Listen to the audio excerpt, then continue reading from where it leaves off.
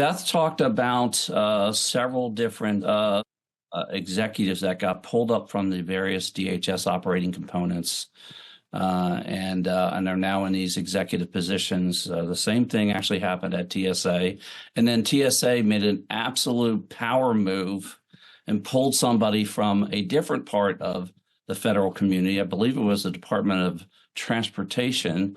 Kristen came on board and has been going at Mach 2, running at the speed of light, quite frankly, over there at TSA to help implement the capabilities over there. I had an opportunity to see some of those capabilities earlier in the week. It was just absolutely outstanding, some of the technology that's being introduced in these airports. Kristen, why don't you give us a state as to what's been happening in 2023? Thank you very much for allowing me the opportunity to speak with you today.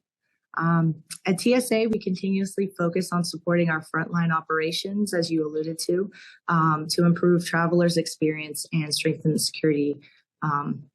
We just had our busiest travel year ever. Nearly 859 million passengers were screened at the TSA checkpoints, and that is about 12% increase over 2022. And just between December 21st and January 2nd, TSA screened more than 32 million passengers at our nation's security checkpoints. Our National Transportation Vetting Center set a new record by conducting a secure flight pre-screening of over 3.2 million passengers just on November 26th alone, which now makes it the busiest travel day ever of all time. Wow. So we recommend that passengers who haven't signed up for pre-check yet, we always have to get that plug in there, that we hope that you do so, because 92% of the passengers with pre-check move through our checkpoints within 20 minutes. We've had so many great opportunities to work and do some incredible work with our TSA workforce. So it's been a challenge just to come up with the few that I'd like to highlight today. But I would like to start with the work that we've done on TSA touchless pre-check. We've initiated a transformative approach to enhance the travel experience by implementing touchless pre-check systems across 5 major airports to include LAX, JFK, Atlanta, DTW, and LGA. The innovative strategy featured a tablet-based technology, and it was developed in collaboration with our airline partners and CBP to introduce seamless biometric identity services so that passengers enrolled in the program could navigate security checkpoints by utilizing biometric identifiers, eliminating the need for physical document verification. This significantly expedited our screening process, and it reduced our wait times and enhanced our overall throughput by about 30% in a reduction. And even in some airports, we saw a 40% less time in processing for the pre-check passengers. We executed this in a whole TSA approach. This is an approach that we're taking to bring together the best of each office and our contracting and procurement experts to figure out a path forward that would help us meet our commitment while also exploring innovative development approaches. I'm incredibly proud of the progress that we've made under Administrator Pekoski's leadership, and with the help of our interagency and industry partners, TSA encourages stakeholders in the aviation industry to make the necessary investments and coordinate with us as appropriate in order to streamline air travel while enhancing security effectiveness. The next area that I'd like to highlight is the work that we've done with the second generation of credential authentication technology, also known as CAT2.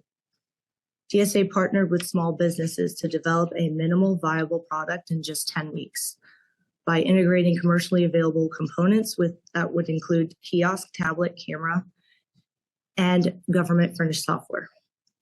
As we continue to deploy the CAT2 and mobile driver's licenses in about 27 or more airports across the nation, we also initiated the open system architecture for dynamic screening, which is a robust risk-based screening approach developed to go beyond pre-check, standard, and selectee. In 24, we will continue to develop identity verification solutions and expand over time through the collaboration with government and industry partners. And TSA will continue to invest in the technology and processes to make the traveler's experience easier and faster. We will progress on open architecture and engage with all industry in the development of advanced detection algorithms, leveraging machine learning. And we will continue enhancements in on-person screening with high-definition advanced imaging technology to support further improvements in detection performance and drive down false alarms, which will reduce the need to physically resolve alarms. We look forward to more collaboration and innovation in 2024 as we scale up our solutions to more airports across the country and continuing to develop innovative identity verification solutions to meet TSA's current and emerging mission needs. The last area I'd like to bring to your attention is the work that we've done to support the Traveler Redress Inquiry Program. We enhanced the public traveler's experience by bolstering the DHS TRIP with multilingual capabilities such as adding non-English speaking languages to allow travelers to submit the case in their preferred language. Our target is to expand these capabilities through government AI models, including text-to-voice functionalities, and continue to incorporate additional languages. We want to ensure our passengers have accessible solutions to meet their traveling needs.